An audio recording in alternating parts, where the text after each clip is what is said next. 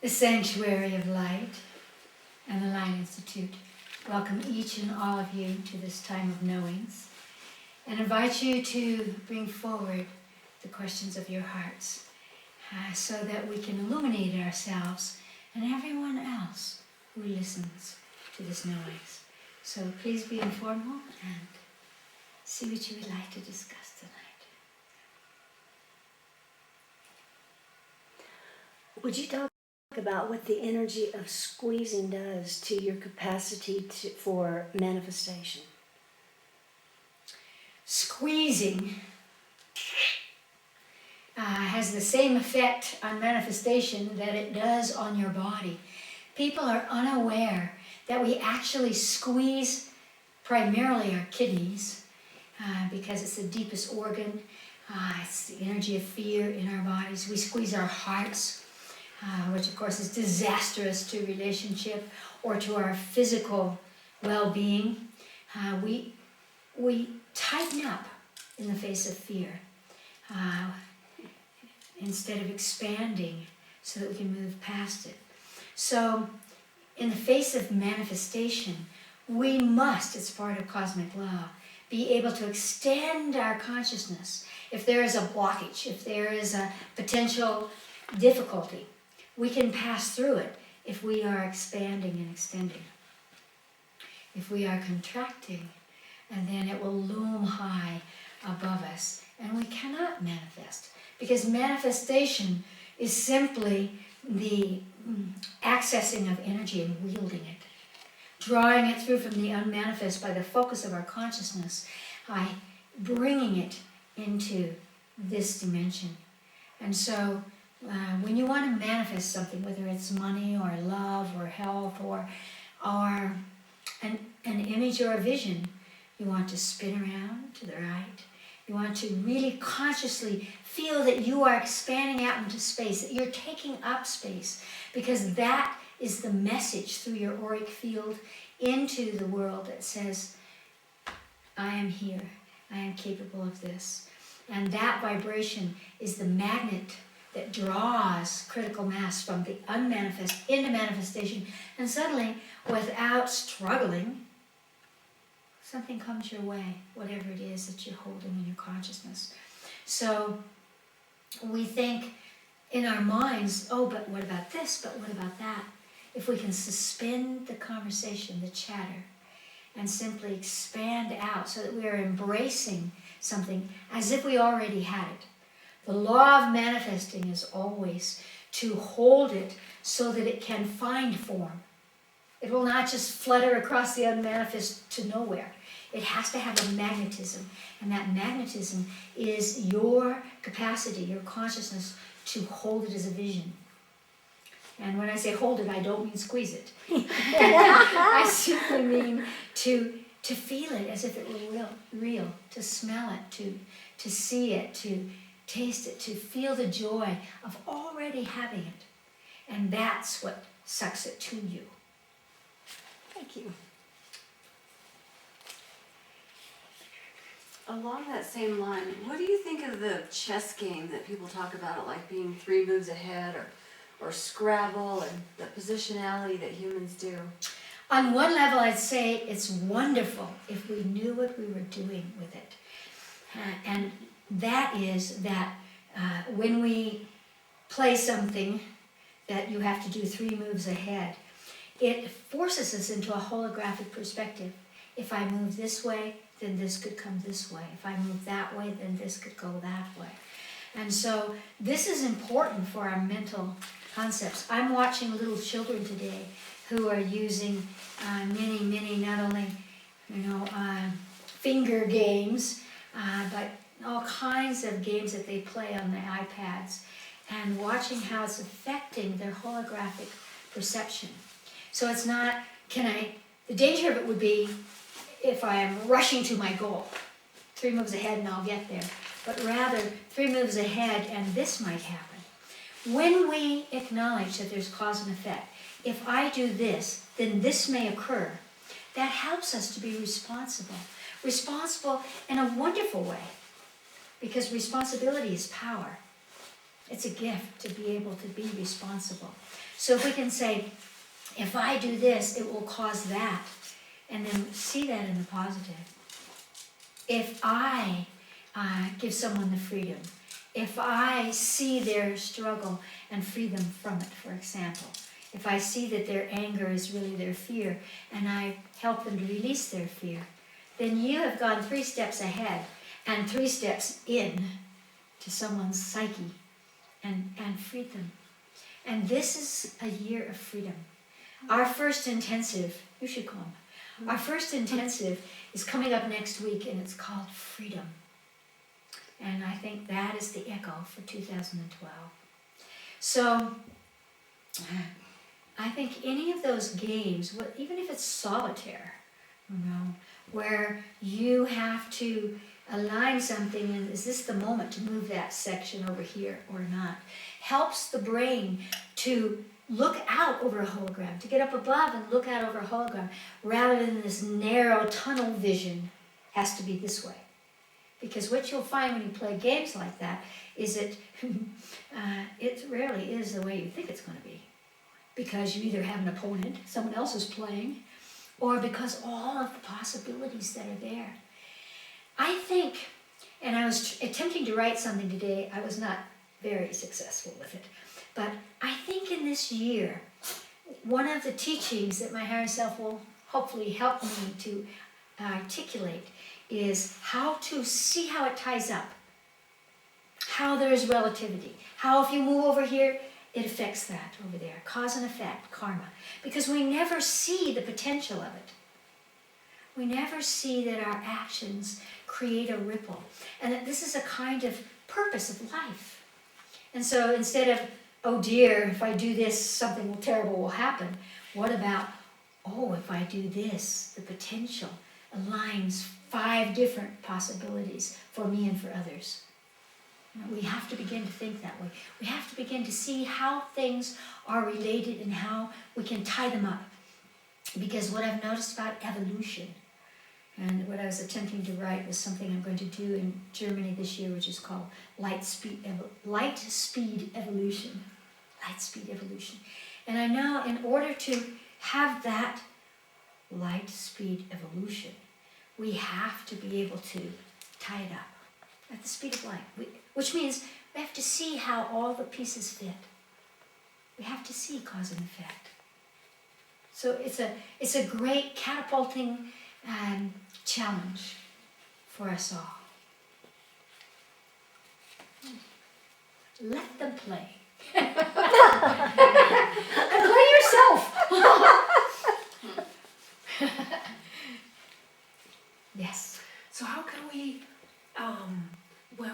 when we look at the possibilities, how can we really open them up for the possibility that is not, that we can't yet really see, but that is out there too, and that would really help us to make a leap?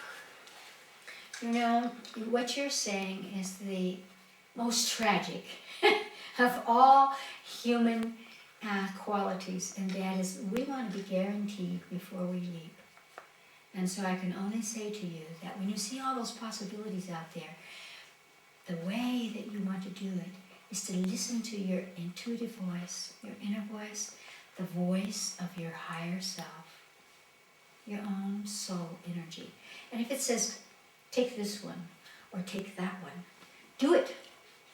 Because you cannot see all the ways this possibility could create a rippling out that touches this one, and this one like dominoes. And what I've learned is that if I will just trust myself, and you know how you learn to trust yourself? You really experience the truth of the fact that nothing can hurt you. You're not going to get out of that body, you're not going to get out of your relationships, you're not going to get out of your realities until you're done. And you're not going to get done unless you take a step in any direction, because cosmic energy is holographic. It, just like the whales, it ripples in every direction at once, like a sonar boom. And so whatever choice you make is going to affect all the other possibilities. And so we need to not be afraid. This is why we work with the emotional body here. Because the emotional body is saying, but I remember what happened last time. And what if that happens? We have to, we have to calm our emotional bodies and allow a conscious wisdom that each of us have to come to the fore and say, I will be there. It's like firewalking. You're a firewalker instructor. And whatever happens, you will walk across the fire and you will still be there. You will still be here. And so the famous quote from my own higher self is, jump off the precipice, there is no bottom. You can fall, and it can be all darkness and feel as if, there's no way you can win, i.e. you have to let go of holding on, of manipulating. And eventually, because there is no bottom, you will begin to rise into the light. And from my own near-death experiences, I promise you that is true. So we're free. And this is the year to experience that, to try something that you've been afraid to try before, to see yourself and to hold that recognition of yourself. If you will hold it, everyone else will mirror it back to you. The more that you trust yourself, the less fear you will have about stepping forward, the catapulted leap. Can I rephrase what I was saying? Yes. Because what I heard her say was kind of this thinking 3 steps ahead. And my idea is often that, yes, I can think 3 steps ahead, but I have really no clue what is happening after the second step I'm doing. So the question would be, how can I kind of have my mind open for what all can happen and open it even further so that the thing that I can't even think about can happen? It cannot happen. Listen to the word happen. Happen is experience. Happen is action. So nothing can happen until you make a choice. That's the power of choice.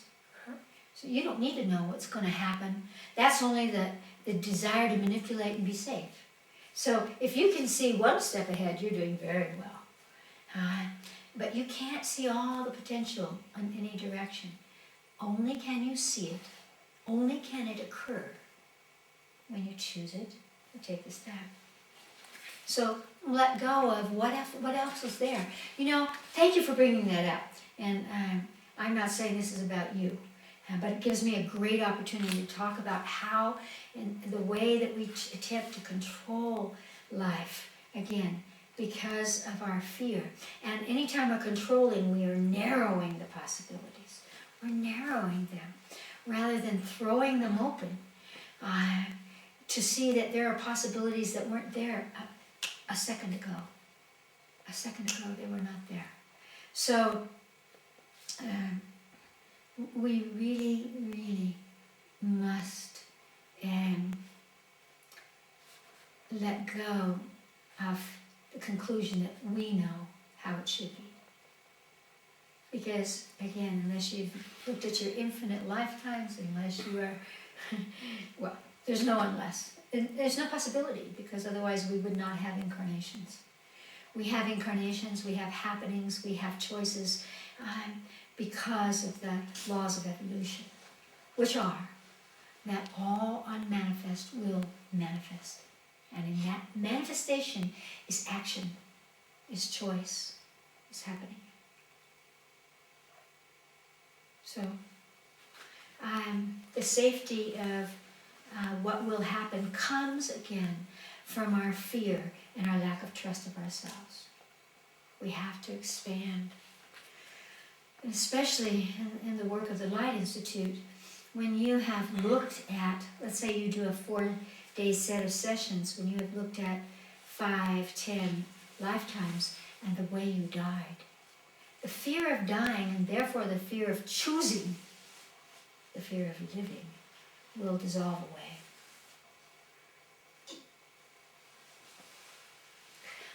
Yes. With that, a lot of people are afraid of making a choice because they're afraid that something bad will happen because of that choice. But my favorite quote of yours is out of your Ecstasy book. And you say, I'm paraphrasing, but at the Light Institute, through the sessions, we learn to pierce the heart, and so that discernment becomes an echo of light. So in other words, you're seeing what's going to, not what's going to happen, but that discernment will bring you light. Will you talk about that, please? I think you spoke of it very, very well. I just quoted you. Oh no, you quoted my higher self. I may be completely unaware of that quote. But it is as you say, it's this discernment. Discernment and choice always give us an aha, because discernment creates motion. The moment that we discern, this brings light, or this will allow a possible this direction, this direction, this direction. We are already calling forth the light. What is light? What is the photon of light? It's the illumination. It's the illumination of evolution, the illumination of motion. In the same way that is the radiance. Radiance is not congestion. It is not stillness in a way. Radiation or radiance is motion. And that's what occurs as we embrace each experience in life and build upon that to allow us more and more possibility and more graceful discernment. Yeah. Because initially our idea of discernment is this is bad and this is good. So it couples with judgment. But discernment could be piercing the heart, as I was saying that. Piercing the heart would be to look past all of the armor, all of the facade, and move into what is true for someone. Which may be what a great being sits inside, squeezed by the fear, squeezed by the self-judgment, for example. And so discernment might be able to witness something that is only a seed, only a spark of light. And by discerning it, therefore touching it, therefore mirroring it, someone may be able to come forward and reality changes. Life changes. You were with me the other day when someone said, my life has completely changed. What a wonderful thing to hear. My life has completely changed.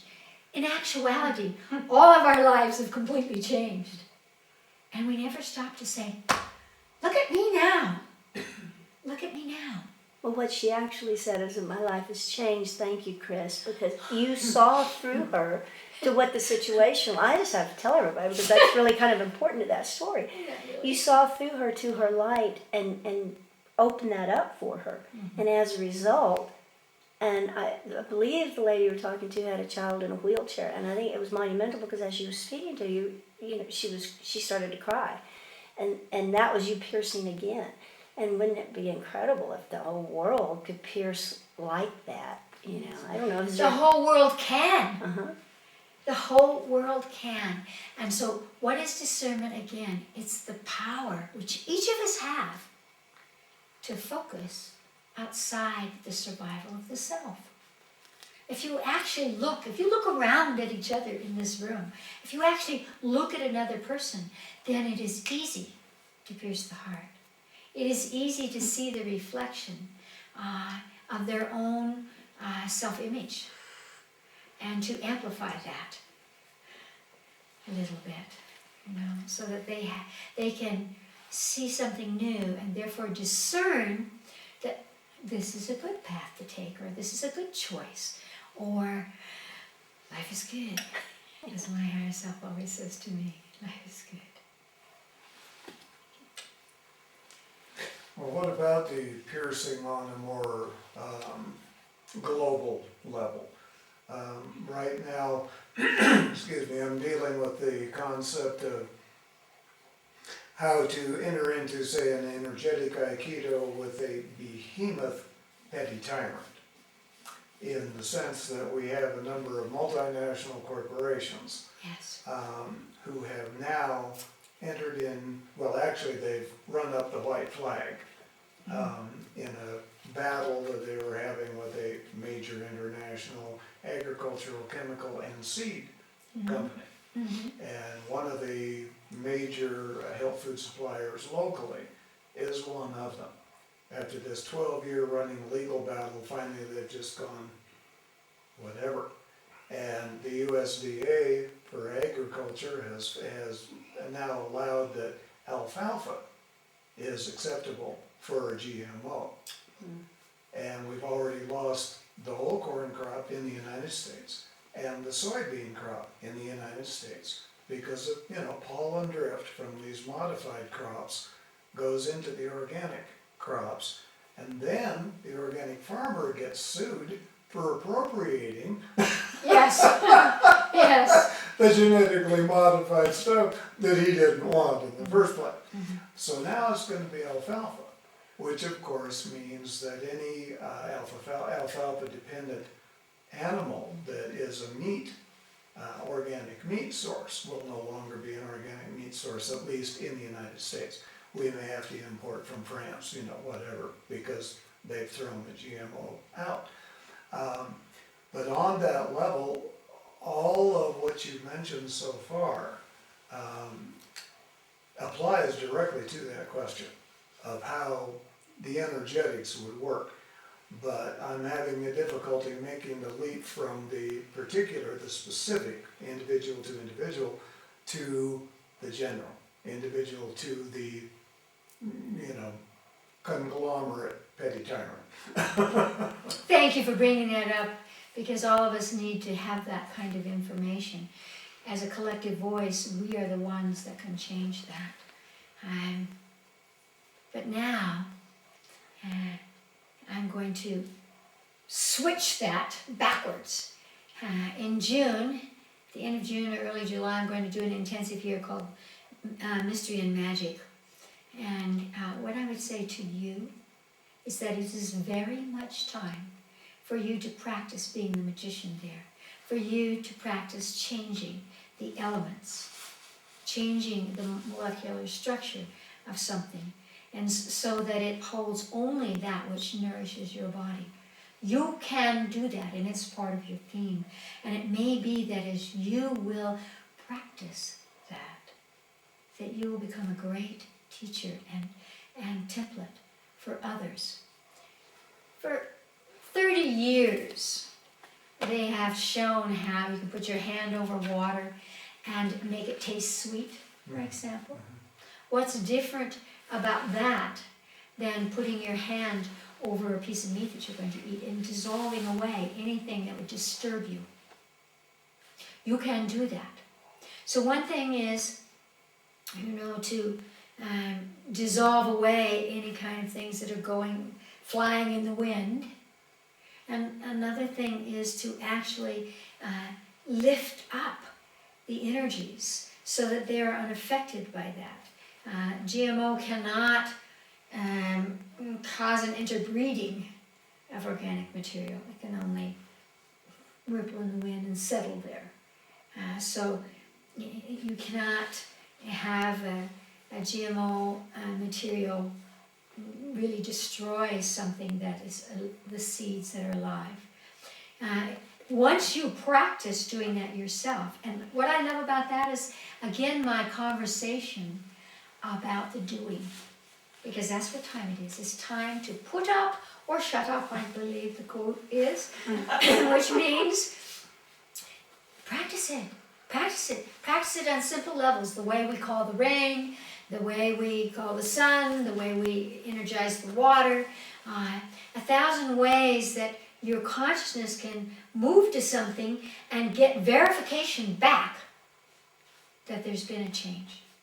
So I would start by something as simple as take a glass of water, take a drink of it, put your hand over it, energize it, so that it aligns with you, so that it's full of the juice of life, the sweetness of life. And then test it again and wait until you can feel that sweetness. And then begin with every single thing you put in your mouth or that's around you. And as you do that, you'll begin to build up an energy that extends out from you so that you can clear the playing field as it were. No, not only in terms of what we eat, but in every way we have come into this. What happened in Japan, the radiation has swept across the United States and done plenty of damage there, etc., etc. What happens to you happens to me on a one-on-one level, on an international level, on a global level. And so a part of me says, we're ready. We're ready. You're ready to not be just the victim, to not be constricting at the petty tyrants, but to, first of all, say, whatever you're doing, I will not be affected by it. As you show yourself that, you will build up a kind of energy that will be able to direct itself towards those limited perspectives of power and greed and alter them. We can no longer say it's the other guy's fault. It's the other guy, it's the other guy, it's the other guy. It's that we have come in with great power and purpose, and we sit here whining. So stop whining. And transmute that meat. Well, I have had just absolutely great results with your suggestion to put the hands over my food. Yes. Before I eat it. Yes. And I haven't yet set it up so that I have tested the food itself. But right now, every time I just place my hands over the food, Yes. I have so much fun with all the energy running through my hands Fabulous. that it's almost more fun to approach the meal because I'm going to get to do that than it is to eat the meal itself. Because I enjoy the feel of all that energy running through my body and coming out of my hands. And that's who you are. And if you would continue to do that, all of your sensitivities would dissolve. You must stand up with that visibility and acknowledge the healing in your hands, the capacity to be aware of energy running through you. Energy running through you, if you don't let it run through you, it'll make you sick. Because we are the agents of change. We are the agents that draw the unmanifest into manifestation. That's called evolution. That's the purpose of our lives. And so I love to hear you say that, but it triggers the ultimate piece of that you just spoke, raises a flag for me, which is, it's a tricky thing that inability sometimes to know when to focus on the self and when not to focus on the self. In other words, you're enjoying the energy running through you, and then, and this may not be true of you, but I want to use it as an example, and then you're not paying attention to what you're eating. In other words, you want the energy to run through you, to flow out, and then you want the energy to come in and to nourish you. And very often, we don't actually say, this is for you, body. This is for you. This is going to make you healthy and visible and allow you to express your purpose. And so remember to receive. That actually does apply to me, Yes, and it was just tonight that I realized that I was kind of stopping the whole experience halfway through because I was just having such a good time, feeling the energy that I need to carry it through, and now recognize how did that improve the food, and how can the body recognize and remind itself that that's what that energy is for. In a sort of sidestepping way, a segue here, I'd like to bring forward the little bit of information that my higher self was wanting me to pass to you tonight, and to all of you, because of course it's juniper season, and the juniper is affecting all of us that have that sensitivity. And my higher self gave me a profound gift a couple of months ago, and I've seen it perform miracles. And that is that there's a conversation about the endocrine glands and about the adrenals, and how the adrenals are a part of fight or flight. The adrenals put out a number of hormones and are influenced by the pituitary and other adrenaline or other endocrine glands. But one of the major hormones that they put out is what has been called the death hormone, cortisol. And cortisol is very much a part of immune diseases, because it has to do with overreacting as a victim, overreacting to something that's going on around us, and shriveling up and attacking the self because can't tell the difference between what's outside and what's inside. So my higher self gave me, a few weeks ago, a little exercise in consciousness, and typically about this time I would have runny eyes and I would be a mess. And the exercise goes like this. It's putting your hands on top of your kidneys and your adrenals, which we're going to do right now. Your adrenals are little pea-shaped glands that sit on top of your kidneys.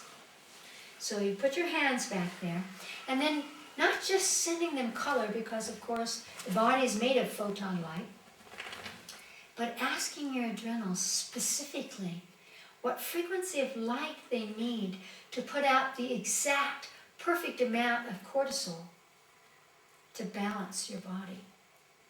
And I have been amazed how I started to have some kind of a reaction in doing that, and the reaction has stopped. It's just, again, my higher self saying, why are you surprised?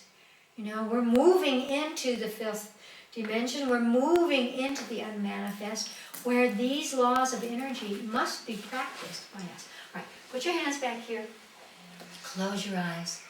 Take a deep breath into your body. Allow yourself to perceive, to extend your consciousness right to those little adrenaline glands, and ask, what color do you need to put out the exact perfect amount of cortisol so that I am in absolute harmony with my environment, inside and outside? Whatever color comes into your consciousness, suck it in through your hands. And imagine that it's nourishing, it's feeding your adrenals so that they will not have too little cortisol, they will not be too exhausted or too much cortisol. So just feel that color and feel it balancing them and freeing you. Breathe deeply. A little more color. And take a deep breath and open your eyes. When you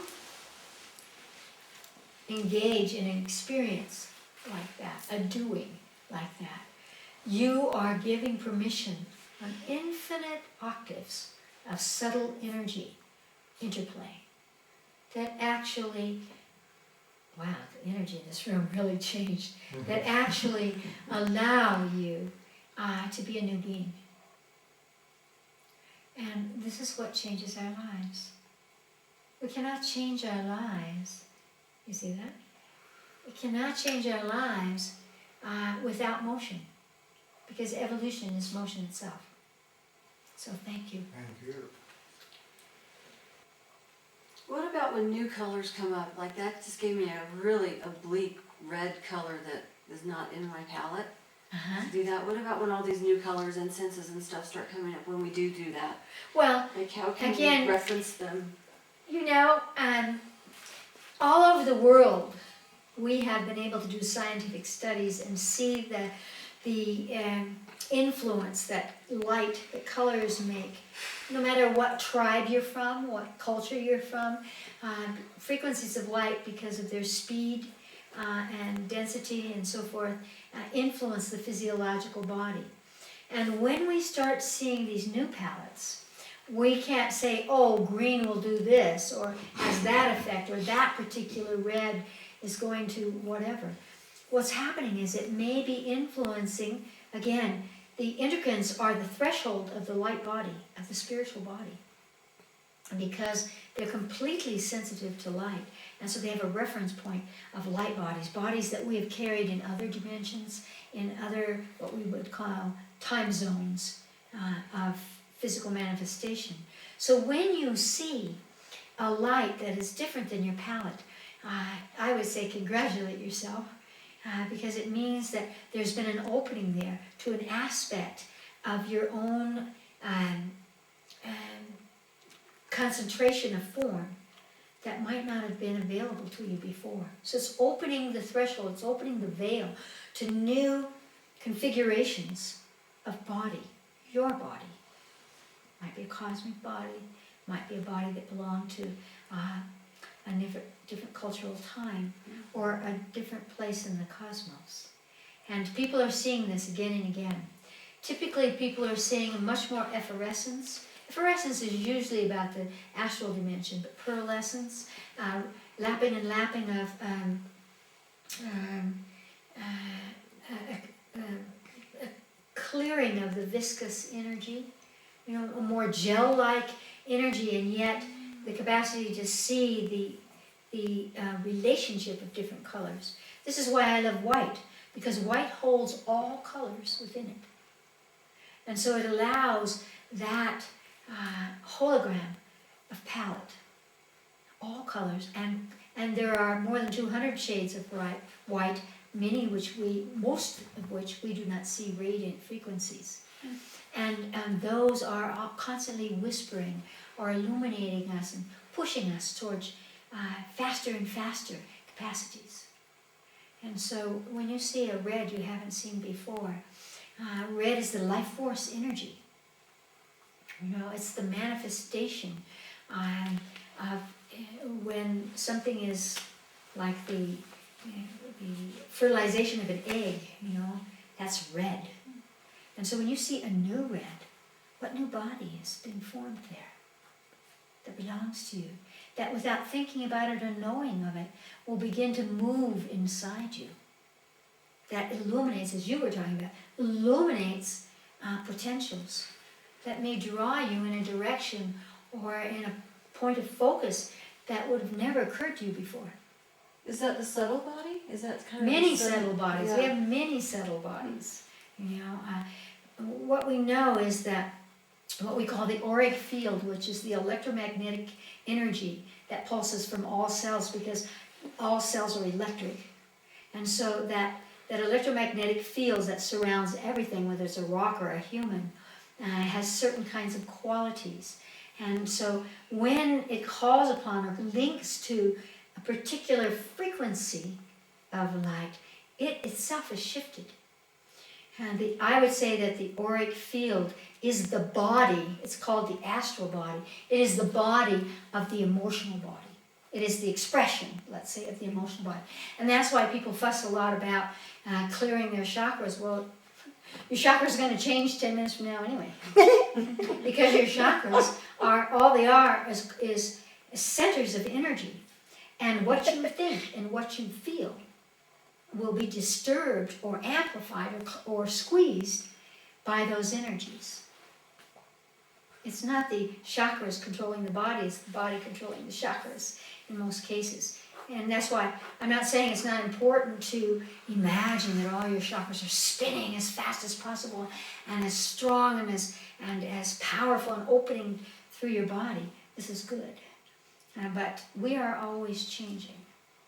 And so through those energy centers are expressed our emotional imprinting, which is usually not to our advantage.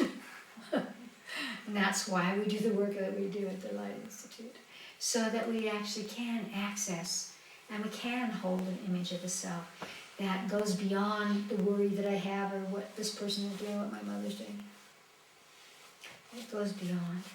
And so those are subtle bodies, but they're not so subtle as to not be able to be seen with Kirlian photography, or anybody who sticks their hand into, you stuck your hand out here right now, all of our auric fields are intertwining.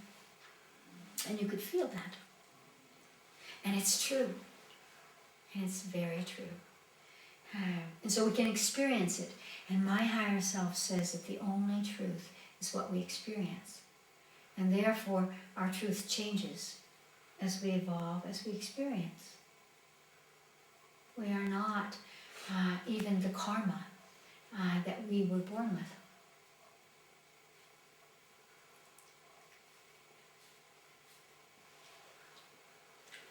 go back. Yes. Would you talk about the importance of alkalizing the body? Well, the body does have laws. It has laws of health.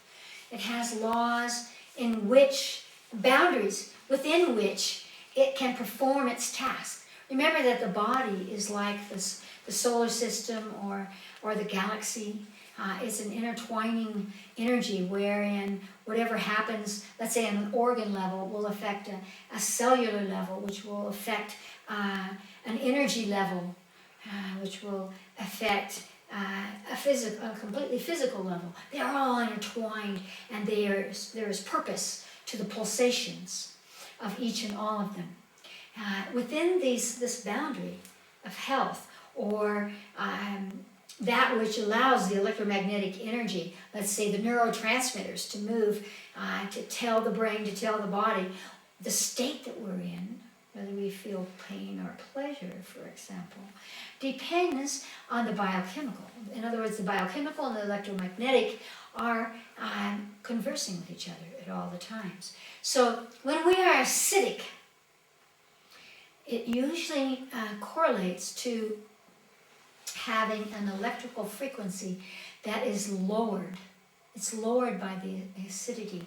And this is why diseases that cannot live in an oxygenated environment can take hold. Cancer is one of those. Almost any nasty virus or parasite or fungi, especially a fungi, can only live where there's no oxygen. And so in this darkness, so to speak, that slows down the vibration, this dances with acidity. So acidity is not healthy to humans. We need to be alkaline. We need to have alkalinity that's around 7.5. And when we do that, it seems to correlate, from what I've been able to see, with an electrical energy, with an awakening of the cells, so that the mitochondria of the cells are vibrant and alive, and they can send out energies, and then the neurotransmitters and the all of the energies that rush through the body can talk to each other. And so our American diet is a diet of complete acidity. And guess what? Americans are very, very low on the global pole of health. We should be number 1, number 2, number 3. We're like number 33 right now. It's been going down year after year after year. Why? Because the food that we eat and the environments in which we live do not allow for the laws of health within our bodies to function. The beauty of it all is that we can change that, and we can become educated. In the day of communication, you can just look up acidity and alkalinity, and in 5 minutes you can find out what foods will make you alkaline, what foods will make you acid. We know that when we're negative, we become acidic. And we could look at this in another way when we talk about subtle bodies and physiological bodies. If you are angry, and talk about squeezing that we did in the beginning, you will squeeze your solar plexus, which will squeeze your stomach, which will squeeze your pancreas and your kidneys and your liver and your adrenals, and you will become acidic. And this is why little children get stomach aches all the time, because they're picking up the negativity of the people around them. Or if you, I always am amused how in the upper echelon of the business world, the way we decide the outcome of the contract is we have lunch together or dinner with our petty tyrants and the powers that be, and nobody digests a thing,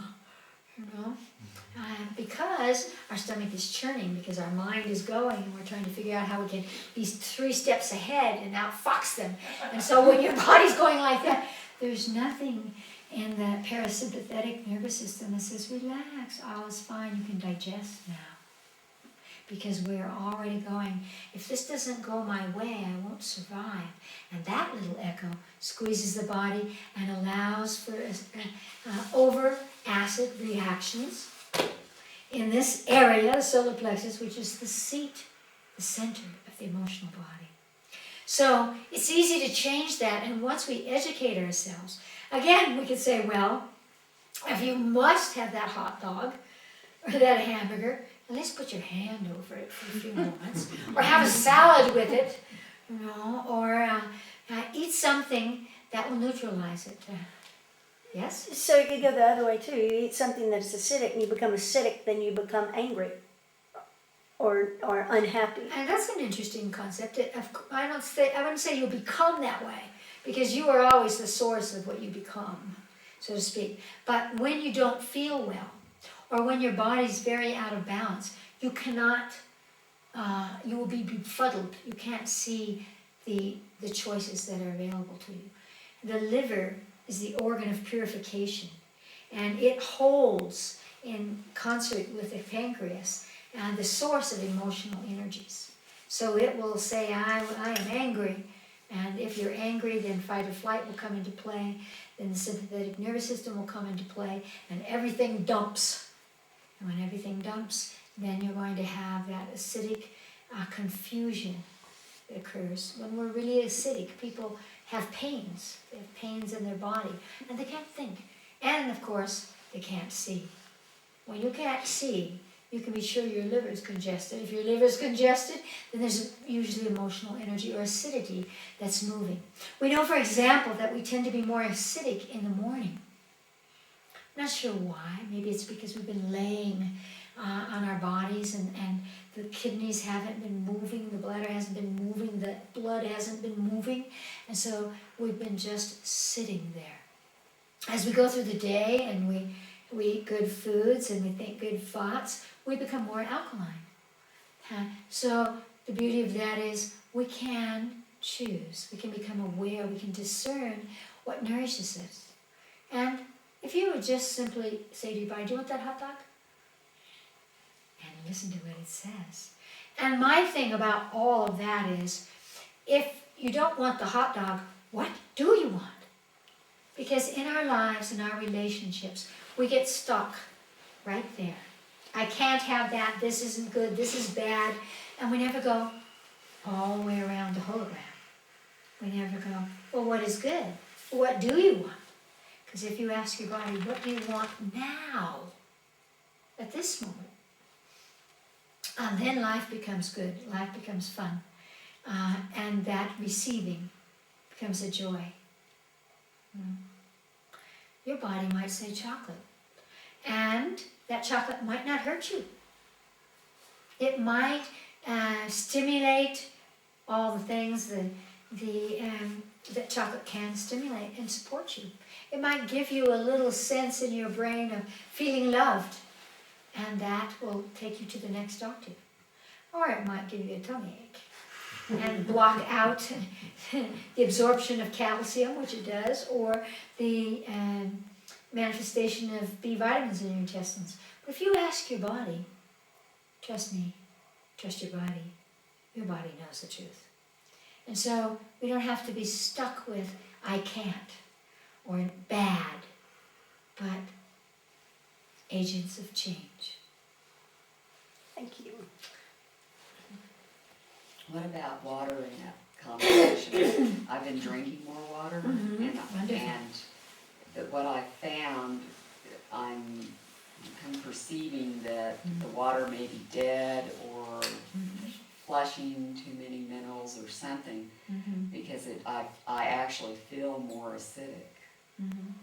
Well, you may feel more acidic because the acidity is actually being flushed out of your bones, being flushed out of your body. So again, what I would say is, change that.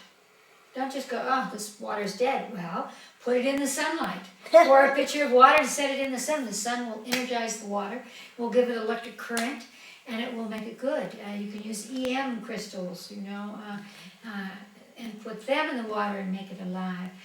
There are 1,000 things. You can set the water on a color platform and make it alive. They make today alkaline and acid waters, but you need to know what you're doing with that. The skin actually likes acidity. For example, the skin loves apple cider vinegar, which on the outside is very acidic. It makes your hair shine. It balances the pH of your skin. If you drink it inside, it will suddenly make your body alkaline. So we need to educate ourselves. But again, instead of going, ugh, I'm becoming more acidic, say, see a bigger hologram. That's what I'm attempting to show you. Because we always do exactly that. Oh, that's bad. Oh, I feel terrible today. Well, why do you feel terrible today? If perhaps you say, oh, I'm flushing acidity out of my body. This is just a little healing crisis. The moment you say, oh, this is a healing crisis, it will be a healing crisis and you'll get through it. We can command our bodies. We can command our bodies. And we have to do that. To do that, we have to be able to see what's another choice. What's a positive? What is the positive that's linked with this negative? You know, because I would say dead water, yes. Deionized water. What is that? Steamy water. What's that called? Distilled. Distilled water. It's dead. Ozone water. Reverse osmosis water. It's more or less dead. Not completely dead, but it's more or less dead. So change it.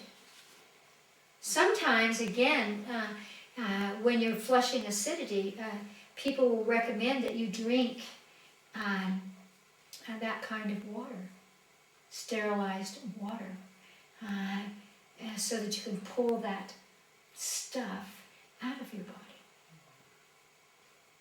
And then you can replace it. You know, I like I feel about my body the same way I feel about life.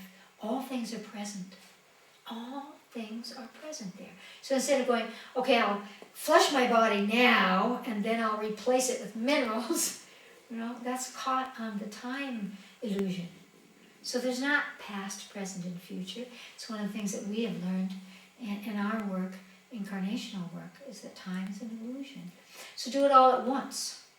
Energize the water and allow it to flush out the toxins and bring back the minerals at the same time.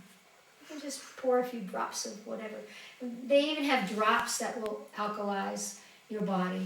You put a few drops in the water and it'll make your body alkaline. So there's always a way out.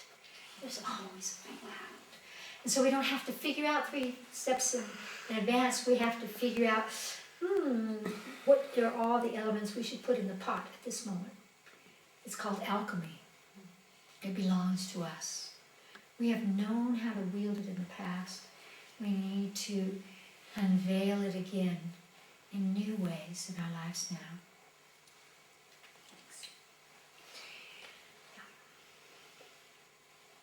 I think I want to add one more thing to that. So many people are sick today.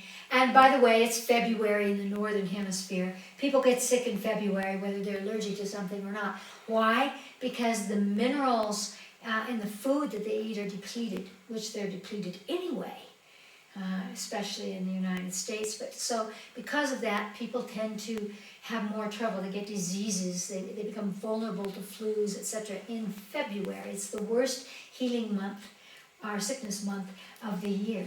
So in February, we really want to be able to say, what would you like, body? What do you need, body? Because we can remineralize our bodies with so many fluids in so many ways now that we weren't aware of in the past. And so this should be the body month. This should be the month that we say, what do you want, body? And whatever it tells you, do it. One of the things that I love that's very strong is organic carrot juice. It's very electric. It's very alive. It has lots of minerals. You know, I'm not talking about going to the store and buying it. Even a green drink, you know, it has to be made right now, and then you take it into the body. So that it not only has the minerals, which it would have tomorrow, but it also has the life force energy. We just need to make that extra step. So maybe it is not only body month, but it's the month of receiving. You know, Valentine's Day. It's the month of receiving. What's for you, body? And to really feel the pleasure of giving something to our body, so that when summer comes and it's time for us to uncoil from the looks within time, which is what they would call winter, to moving out through spring into summer. We're ready because we're strong. Let us be strong now. What else? Well, on the idea of the months and the energies and the other systems, I noticed that next month Mercury goes retrograde again. Yes. And it's curious to me to understand, given that we've known for quite a long time that none of the planets actually go retrograde, that it's merely a optical illusion based on our position on Earth, how it is that that retrograde motion has the energetic effect, and yet in my experience, it I does. love that. That's exactly what I'm talking about. It is all what we perceive. Truth is what you perceive. So if we think Mercury is going backwards, or we think it's standing still, and then we attach meaning to that, that's what we manifest. And in fact, again, when something stops or it takes up a position that allows it to be occulted by us, that does influence us. If we cannot see that it's moving, or we cannot see that it's standing still but it's not going backwards, if we cannot see really its relationship on a planetary level, then we can only relate to it through what we think is true. And therefore we cause what is true. Now, people would say, well, when Mercury's a retrograde, everything goes wrong, you can't make a contract, you can't communicate with people. And it does seem, of all the retrogrades, it seems to be true. What else happens is that it whispers to you, like any point of reference in time, pay attention to this. So Mercury retrograde says, here's an opportunity to look over what you want to do again, or what you want to do better, or how you want to change something. So again, it's a time for you. It's a time when energy comes inside you, not outside you. Or what my higher self would call, the tide is out. When the tide is out, it's not the time for motion. It's not the time for traveling. It's the time for traveling inside the self and allowing illumination. Mercury is about the mind. And so what we want to do is to use all potential. Use all things that are happening around us in a way that serves us. Use life difference. Use life.